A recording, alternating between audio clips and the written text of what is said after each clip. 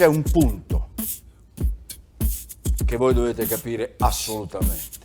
Nel 2007 è cominciata una crisi che non avevamo mai visto prima. Questa crisi, a mio modo di vedere, non solo il mio ovviamente, è una crisi che cambia in maniera radicale il modo in cui l'economia mondiale funziona. È una crisi strana, dicevo mai vista prima. Avevamo visto delle crisi nate sul mercato azionario, per esempio quella del 1929. Avevamo visto crisi volute e generate e gestite dai governi, per esempio quella statunitense del 1980-1985. Ma non avevamo mai visto una crisi nata sul mercato interbancario. Quindi occorre che noi ci interroghiamo sulle caratteristiche specifiche di questa crisi, sulle sue origini, sulle sue possibili conseguenze, perché questa per voi potrebbe essere la crisi che cambia il vostro futuro. Oggi le persone conoscono il prezzo di tutto e il valore di niente. Questa frase fu detta da Oscar Wilde più di 100 anni fa, ma se presti bene attenzione noti che è ancora attuale, perché nella società in cui viviamo le persone sono educate sin dalle scuole ad essere competitive e la competizione spesso conduce ad una ricerca di una maggiore quantità piuttosto che di una migliore qualità. E questo basti osservare le persone come ricercano di accumulare sempre più denaro sacrificando il proprio tempo. Avevo realizzato questo video circa 2 anni fa, in cui spiegavo l'importanza delle criptovalute, con un particolare focus su Bitcoin. Tuttavia, poco dopo la pubblicazione ho deciso di rimuoverlo dal canale, perché in quel periodo nel settore delle cripto si percepiva una grandissima eccitazione, soprattutto da parte dei nuovi arrivati, portando il prezzo di Bitcoin ai livelli massimi, e acquistare durante quel periodo non era proprio una delle strategie vincenti. Inoltre avevo la necessità di mettere in stand-by il canale per concentrarmi sulle mie attività, al fine di concretizzare i miei obiettivi personali, realizzando tra l'altro diverse società tra le quali una società di yacht charter, insomma degli obiettivi importanti. Il tempo che dedico alle ricerche e all'analisi per condividere le informazioni su YouTube è una dedizione prettamente attoriale, che va oltre la semplice soddisfazione economica, ma anche perché non guadagno neanche un centesimo facendo i video e non sponsorizzo alcun tipo di offerte commerciali. Come alcuni di voi sanno, il vero attore ha una dedizione al racconto. Recitare, appunto, è ciò che fa per informare e arricchire la società in cui vive. Questa breve introduzione era dovuta soprattutto per tutte le persone che mi hanno visto assente da tutti i canali social. Quindi eccomi di nuovo in tutti i sensi. Casa nuova, vita nuova, nuove energie e soprattutto tantissime nuove informazioni da condividere. Oggi riprendo ciò che avevo lasciato incompiuto, con l'obiettivo di informare le persone, soprattutto i miei amici, e per rispondere una volta a tutti che mi chiedono costantemente se conviene comprare Bitcoin ora, proprio in questo momento che il prezzo ha raggiunto di nuovo i suoi livelli massimi.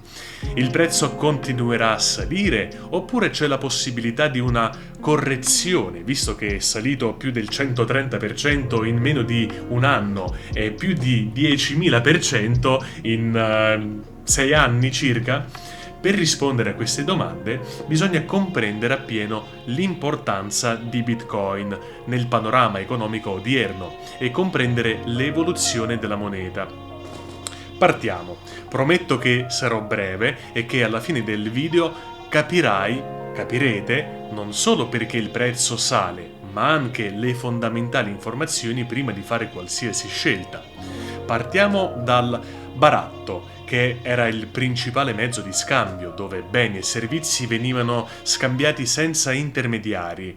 Tuttavia questa pratica si è rivelata inefficace a causa delle limitazioni di indivisibilità. Successivamente l'oro ha rivoluzionato l'economia mondiale, diventando il materiale preferito per la coniazione delle prime monete. Ma perché proprio l'oro? Gli Aztechi, ad esempio, usavano il cacao come forma di moneta e la scelta dell'oro risiede nelle sue caratteristiche uniche. È un elemento chimico che non si deteriora nel tempo, mantenendo le sue proprietà fisiche e chimiche intatte. Questa stabilità lo rende un deposito di valore affidabile nel corso dei secoli. Inoltre, l'oro è malleabile a temperature moderate, consentendo la coniazione in monete e la sua divisione in unità più piccole senza compromettere il suo valore. Poi, per ottimizzare il trasporto dell'oro, si è pensato alla nota del banco, un pezzo di carta emesso da una banca che prometteva al possessore di ricevere la quantità di oro indicato su questa nota. Questo pezzetto di carta richiedeva molto meno spazio, oltre che minor energie per essere trasportato da un posto all'altro. Pensate che ultimamente sentì una notizia che il governo britannico, per spostare una quantità di oro da una banca all'altra, ha impiegato circa 150.000 sterline, oltre 30 poliziotti e oltre 15 soldati. Una cosa assurda se pensate che invece con Bitcoin avrebbero pagato pochi euro. Dicevo, questa nota del banco, sulla quale veniva scritto e garantito l'oro al possessore, come vedete in questa foto, venne sostituita dalla banconota che conosciamo oggi, priva di alcun valore, senza alcuna garanzia di ricevere l'oro in cambio. Non ricevete nulla se la cambiate in banca, anzi vi prendono per pazzi. Infine, la tecnologia ha permesso alle banche di creare la moneta elettronica e di guadagnare su ogni transazione. Una genialata, credo, una sorta di pizzo. Mi spiego meglio. Se prendiamo questi 5 euro e li do ad un gelataio, il gelataio li potrà dare al suo figlio per comprarsi un quaderno o delle penne e restano sempre 5 euro. E così l'economia gira sempre con questi 5 euro che vengono trasferiti da una persona all'altra. Ma cosa succede se io invece pago le cose con questa carta? È una carta Visa di Crypto.com, tra l'altro avevo fatto un video dedicato perché mi conviene utilizzarla, perché guadagno 2% su ogni transazione che faccio, mi danno il 2% indietro. Questa è una cosa di Crypto.com, ma altre carte, altri euro digitali, come vengono trasferiti? Vengono trasferiti facendo pagare le commissioni al commerciante, e lui non riceverà più 5 euro, ma dovrà pagare 1% da 1 a 3% di commissioni, se gli va bene. Quindi riceverà invece di 5 euro circa 4,90 euro, 4,80 euro, dipende dalle commissioni che vengono applicate. E così questi 5 euro di volta in volta si esauriscono, facendo guadagnare tutto alle banche, solamente perché invece di utilizzare la carta, l'oro, utilizziamo moneta elettronica. È un servizio gratuito. Gratuitamente, vi abbiamo noi. Gratuita, si può fare. Il tutto gratuitamente.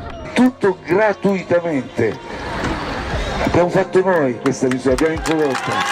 Gratuitamente. Ed ecco che arriviamo alla nascita di Bitcoin. Uno dei motivi principali della sua creazione è la crisi finanziaria.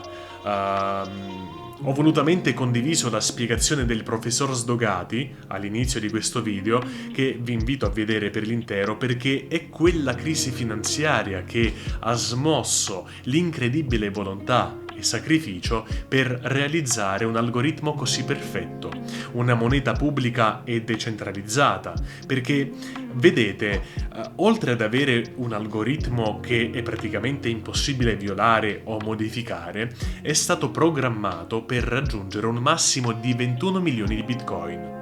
Una volta raggiunta questa quantità, questa totalità, non si potranno emettere dei nuovi.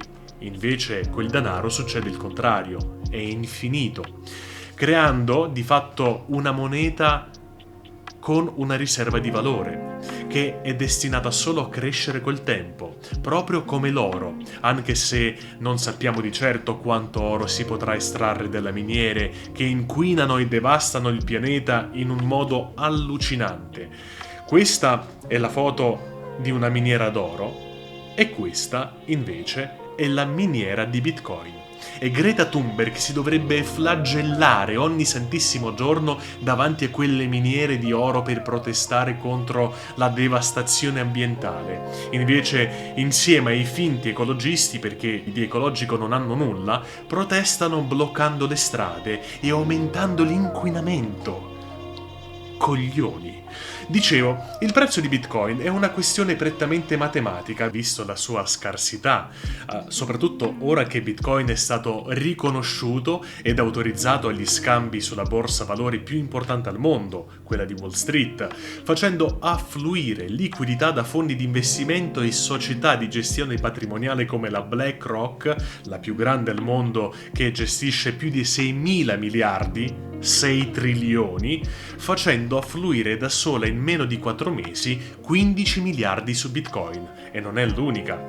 E sorrido quando i notiziari e alcuni giornalisti, non sapendo neanche dove stanno di casa, non sapendo cosa scrivono, buttano fango e cercano di screditare una cosa che da tempo permette alle persone di raggiungere una libertà finanziaria, senza dipendere da intermediari come le banche. Ma le persone, senza verificare la veridicità, si bevono di tutto. Credono addirittura ad articoli come questi: inquinamento del Bitcoin ammutolisce le cascate del Niagara. Cosa c'è? Vabbè, non investono neanche 100 euro perché hanno paura, ma l'argomento sulla manipolazione mediatica e sull'educazione finanziaria li vorrei approfondire in altri video, perché vedete, la paura deriva solo dalla non conoscenza. Quindi vi chiedo, cosa impedisce alle persone di informarsi, di ricercare? Anche perché oggi abbiamo le notizie a portata di click, ma vedo che le persone continuano a passare ore sui video demenziali piuttosto che guardarsi video educativi. Forse perché mancano appunto di educazione nel corretto utilizzo degli strumenti tecnologici?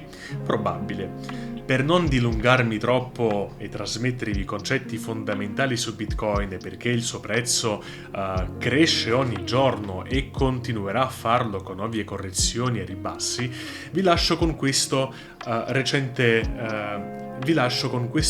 articolo di Wisdom Tree, uno dei gestori patrimoniali, che afferma che coloro che desiderano rimanere neutrali dovrebbero comunque allocare l'1% del loro capitale in Bitcoin. Afferma che Bitcoin, essendo il miglior asset di investimento di tutta la storia, può migliorare il profilo rischio-rendimento di un portafogli diversificato. Afferma inoltre che essere sottoesposti, ovvero non possedere 1% di Bitcoin, equivale ad una posizione short e comporta rischi maggiori. Quindi spero di aver risposto alle domande iniziali che molti di voi mi fanno costantemente.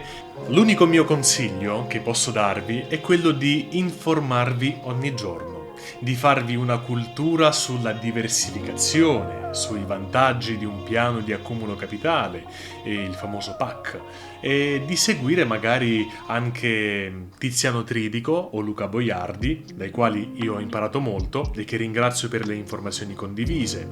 A questo punto vi lascerei. Non vorrei che il video diventasse troppo lungo. Spero di essere stato utile, spero che mi sopporterete il mio impegno alla creazione dei nuovi contenuti iscrivendovi al canale e lasciando un like. È sempre gradevole, è sempre motivante. Spero davvero di essere stato utile.